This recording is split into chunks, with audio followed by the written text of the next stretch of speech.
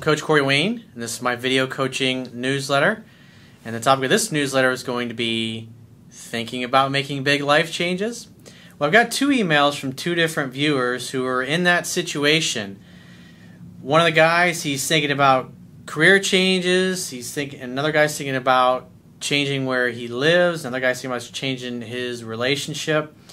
And I also had a client that I was talking to today who's in a similar situation. He's in college, and he's going to be getting into the job market. And so we were talking because he's looking to improve his social skills. So part of his problem is he tends to sit in the dorm a lot, and kind of a hermit, doesn't really go out, doesn't really do much of anything. And it's pretty hard to make a great social life for yourself if you're not at least circulating in the world, talking to people, asking questions, getting people to talk about themselves. And I went through the analogy before we actually even got into the stuff about career, because I had another client recently who's in the process of finding a job after he got laid off.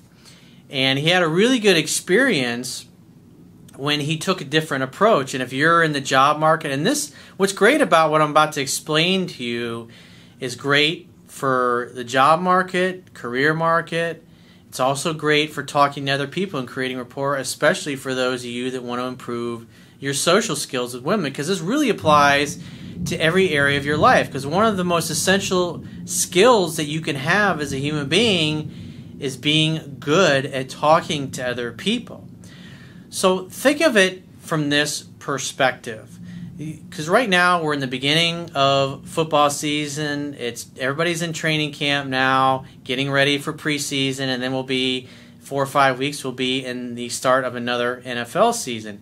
And so you look at somebody like a professional athlete, because whether it's the NBA or NFL or any sports league, when somebody first gets drafted as a rookie, think about it from this perspective. They're just trying to get noticed enough to get drafted. They're just hoping to get a chance to go to training camp and potentially make a team. Well, when people get drafted, depending on the league or the sport that they play in, they usually sign a rookie deal that can last anywhere from 4 to 5 years.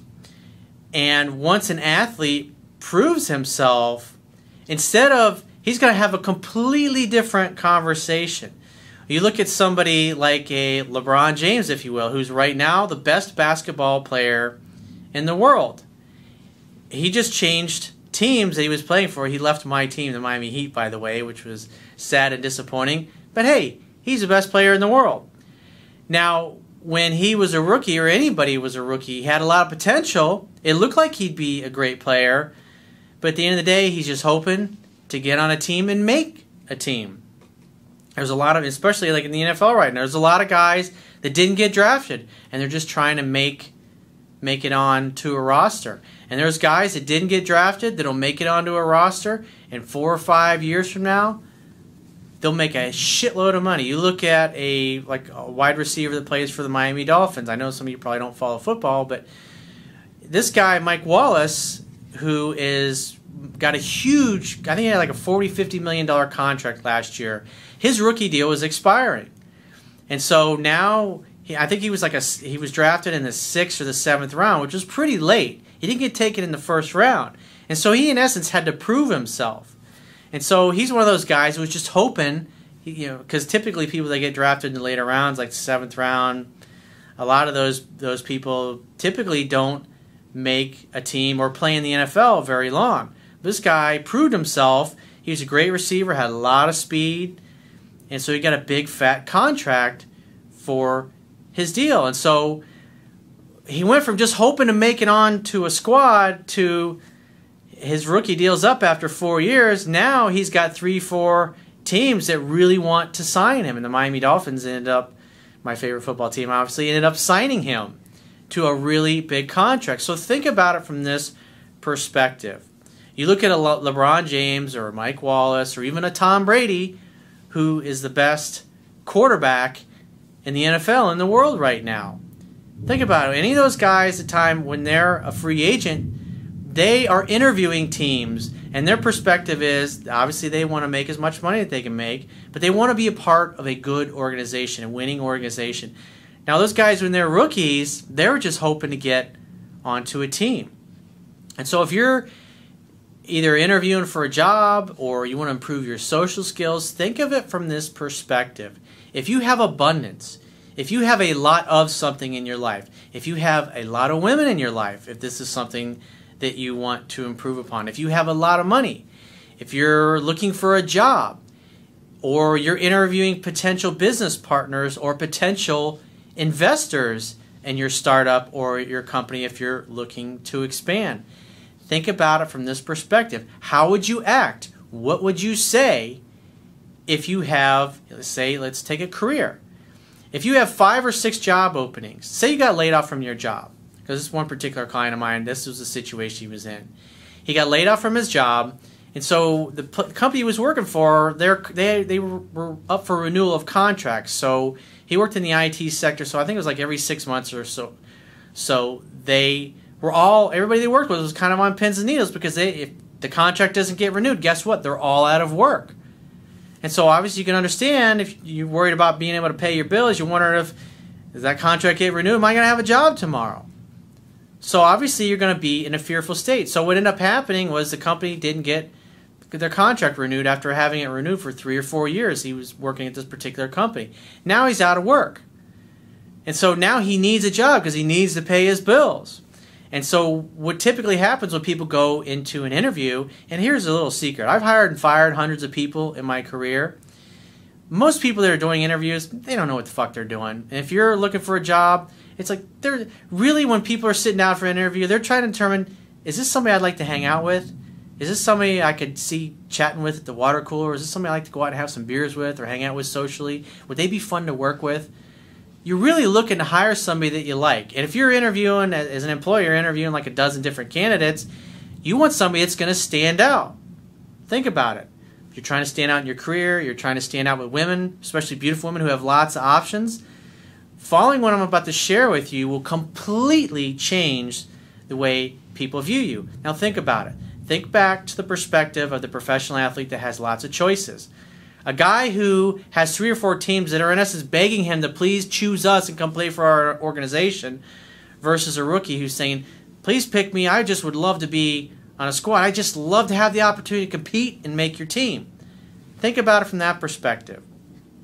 So imagine you're like a Tom Brady or a LeBron James or a Mike Wallace, and you're sitting there and you got lots of suitors that want to hire you, and you know you're going to get paid, you know you're going to get a fat payday.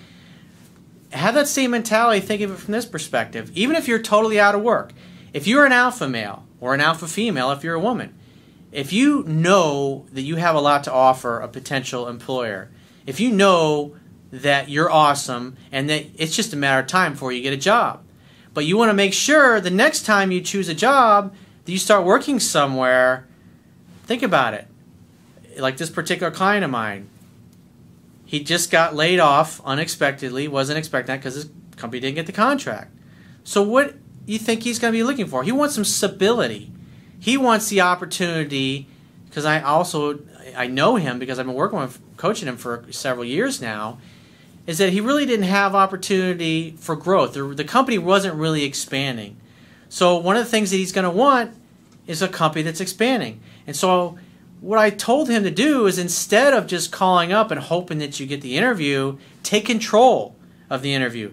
Just like when you're having a conversation, if you're trying to create attraction with a woman, or you're trying to get an investor to invest in your company, you're trying to get somebody to hire you. Whoever is asking the questions is a person that is in control of the conversation. If you have lots of options and you have lots of choices in your life, you're going to be the one asking the questions. So if you're sitting there, say you're talking to somebody on a pre-screening interview, you're just trying to get to the point where you have an actual face-to-face interview.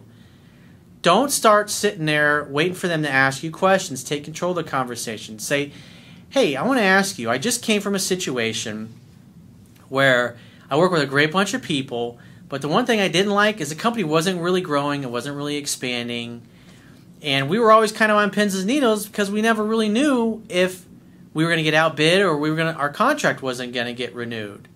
And what I'm looking for is, I want to work in a stable place.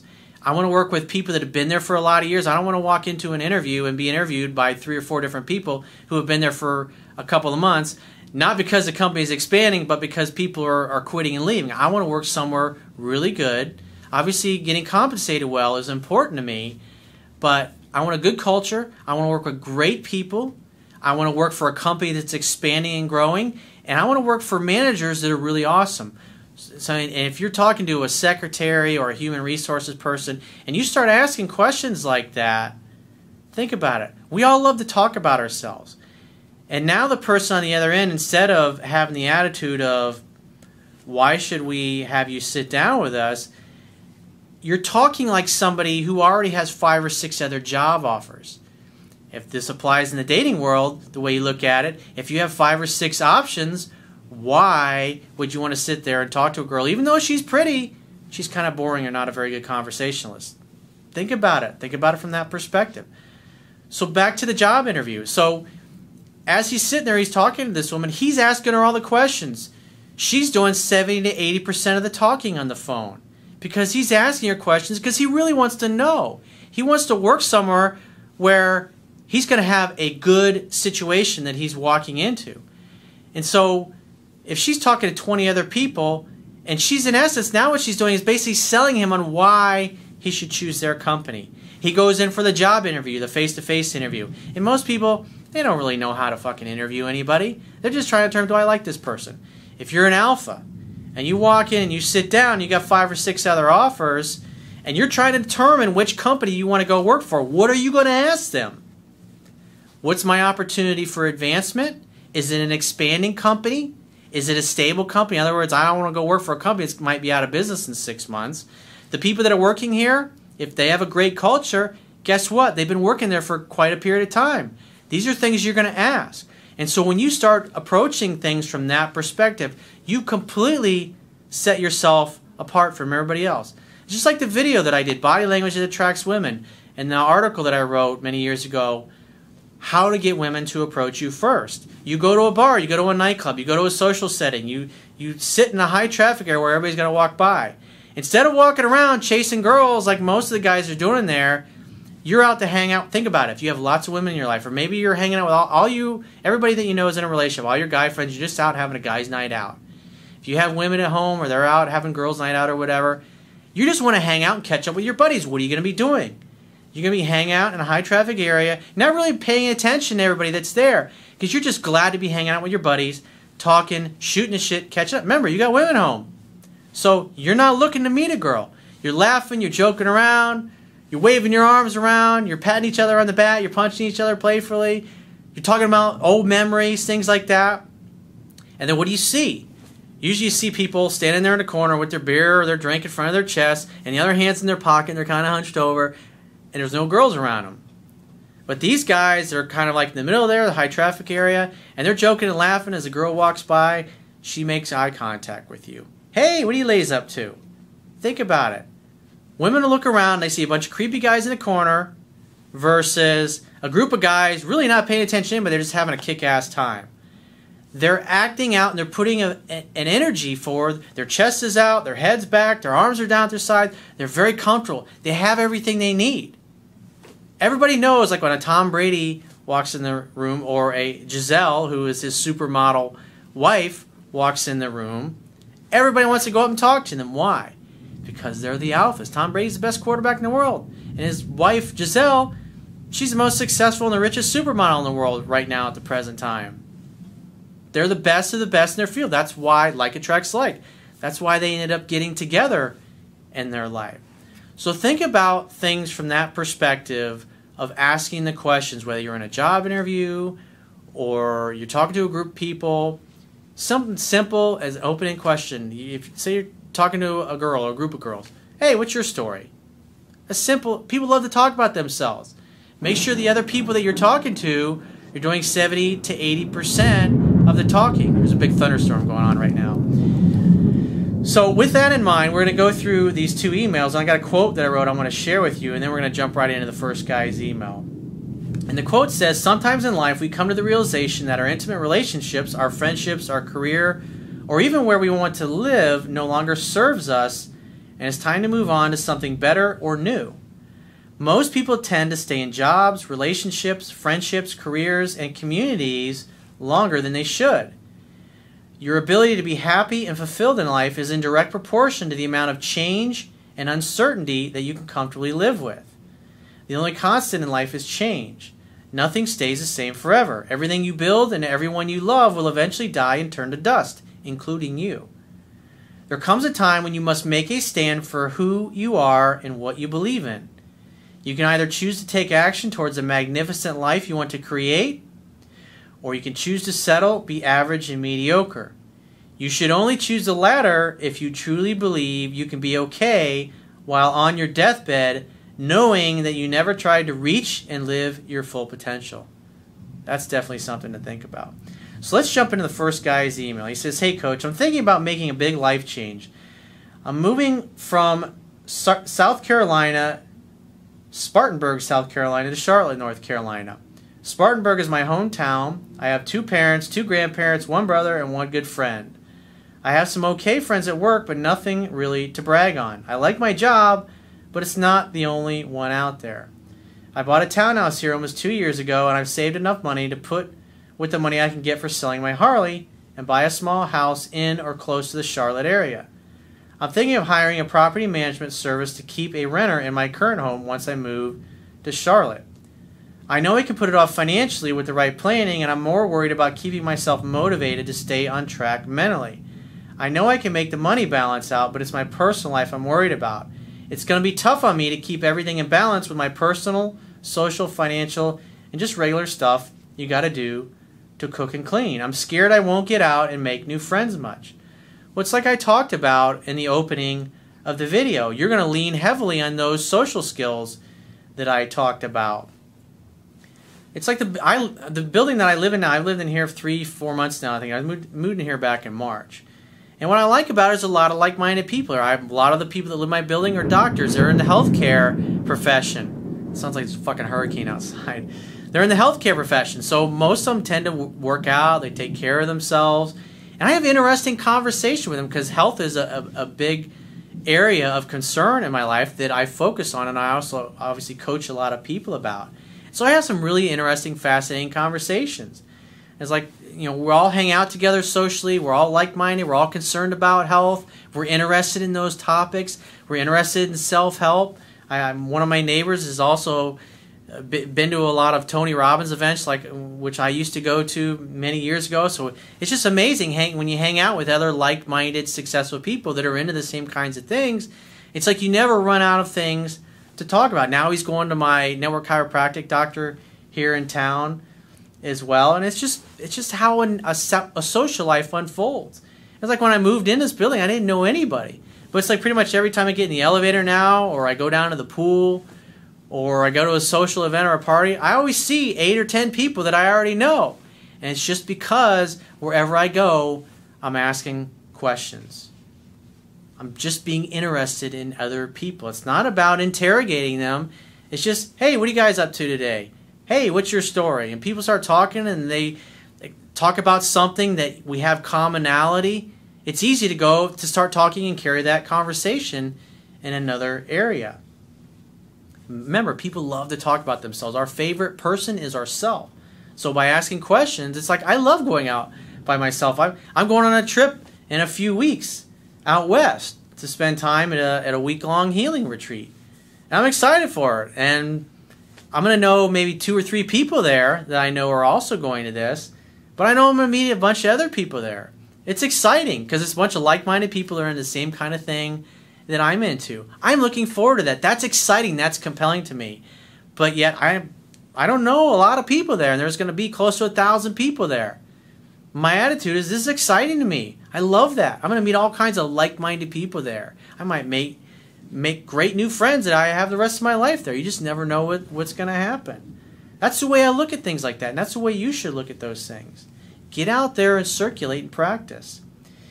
He says, I was just in Charlotte for a comedy show last week, and I couldn't help but feel like I was on the strip at the beach. I saw more beautiful women in 2 minutes I could have seen in Spartanburg in a whole afternoon around town. I was literally beside myself on the way home, just asking myself, why the hell do I live in Spartanburg again?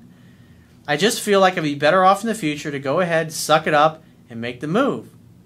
Trust that feeling and go for it. This is what I was talking about in the quote.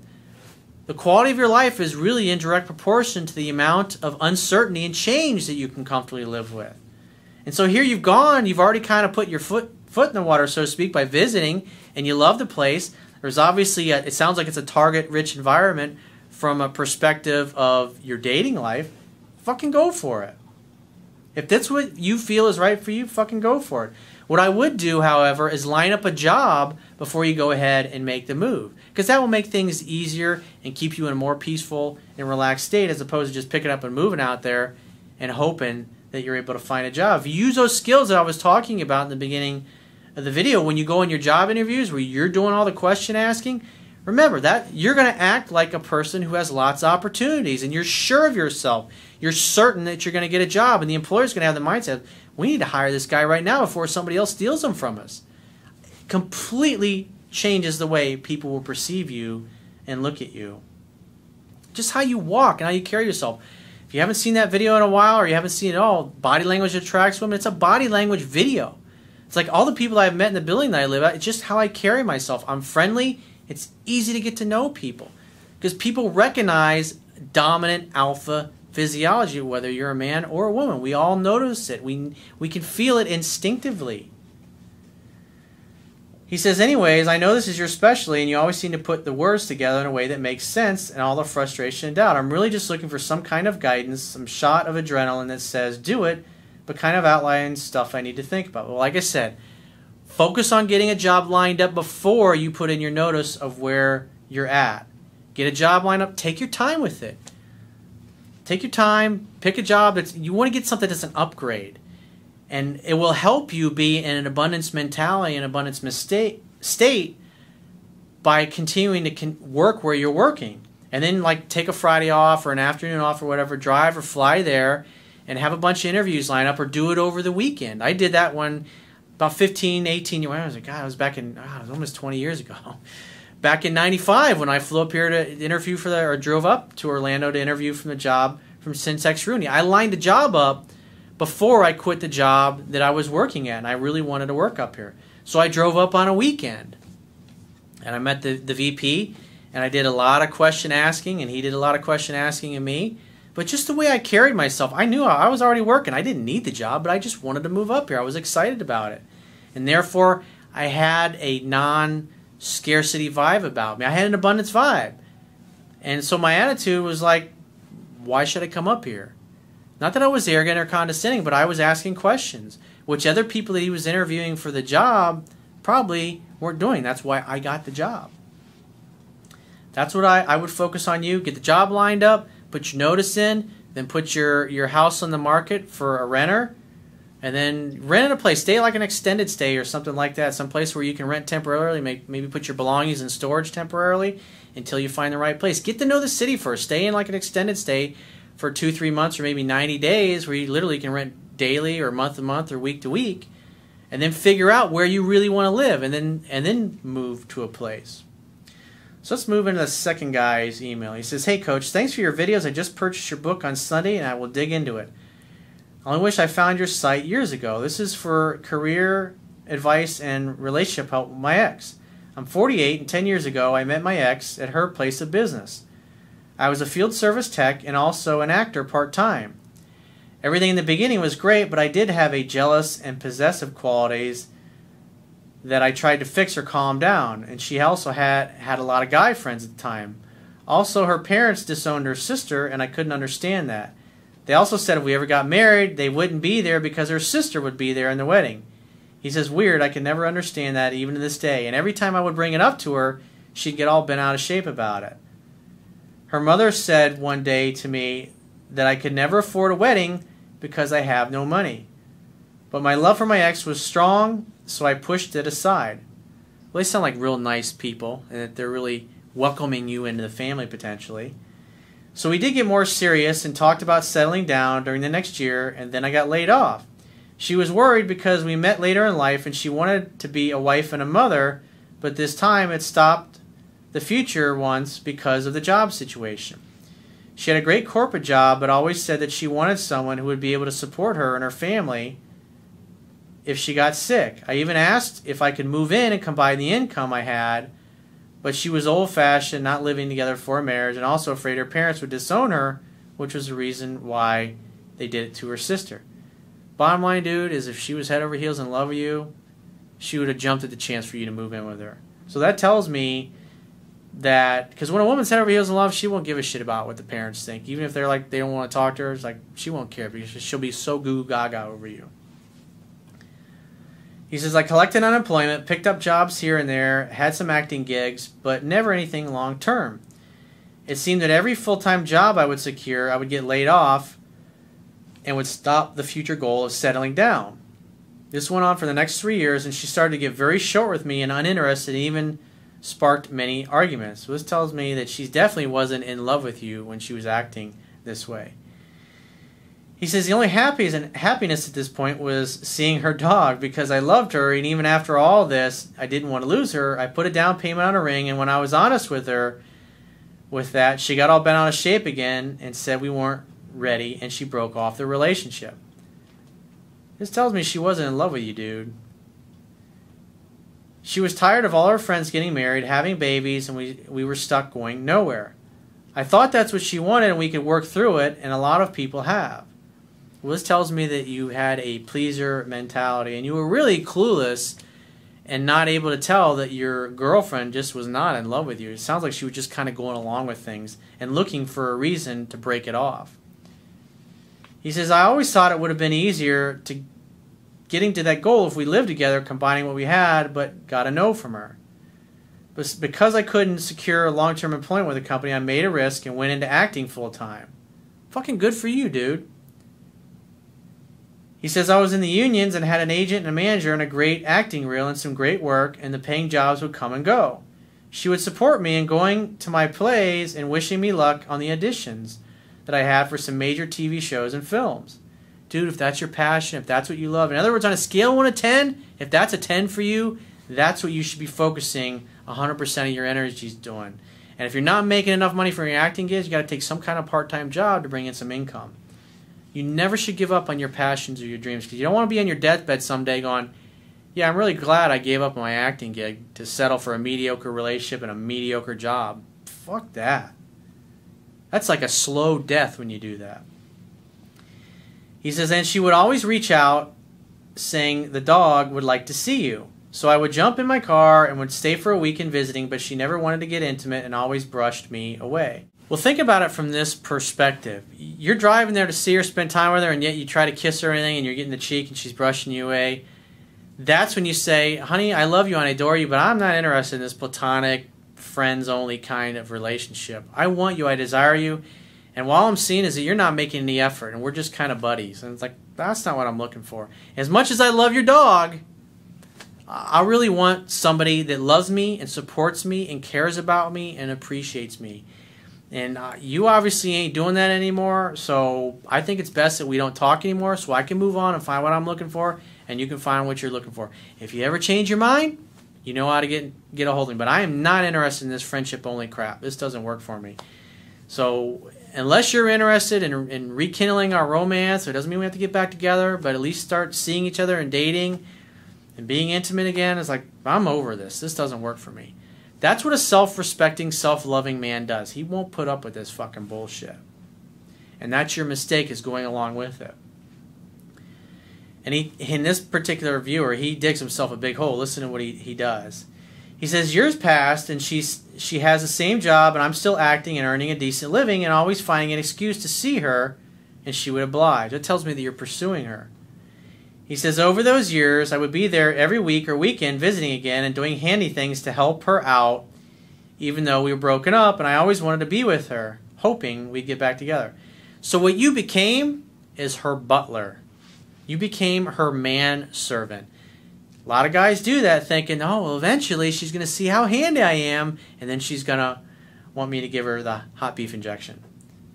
Doesn't work, dude. This has been going on for years. Years of your life, you've been building up a bad case of blue balls with this woman who just perceives you as a friend. Of course she loves having you over. You're a free handyman. She gives you a little peck in the cheek and talks about the future. Maybe someday we'll get back together. Whatever kind of BS sunshine she blows up your ass. No fucking way, dude. He says, in this case, I haven't been with anyone else over these years, just hoping she would come around. I fucking feel sorry for you, dude. This is how my early 20s were. It's fucking sucked. He says, plus, I treat the dog as if he's my own. I don't know what to do, and even a psychic's advice really didn't help, saying we were like two tigers in a cage. Yeah, but that's helpful. I believe I'm afraid to move on, that I would forget her and she would forget me. At the beginning of this year, I found out she needs a hysterectomy, and she said that 5 years ago, she was fine and would have been able to have a child. Well, I feel so guilty because of past employment issues and that. Dude, it ain't your fault. It ain't your problem. You tried. She's the one that friend-zoned you. Your only mistake was going along with her friendship bullshit. So if she throws that in your face, you say, look, I bought you a ring and you fucking blew me off. You've been treating me like a friend ever since, so, you know, that's not my fault. I don't want to hear any bullshit about that. You made your choices and you got to live with them. Worst case, if we ever got back together, we could always adopt. If that doesn't work for you, then maybe it's best that you move on and I move on. He says, so I started being there for her in every capacity, and this past Valentine's Day, I said, fuck it. I just purchased a beautiful ring, taped it to the dog's coat, and walked out to her, and I proposed. Well, she said, you can't be serious. Why are you doing this to me?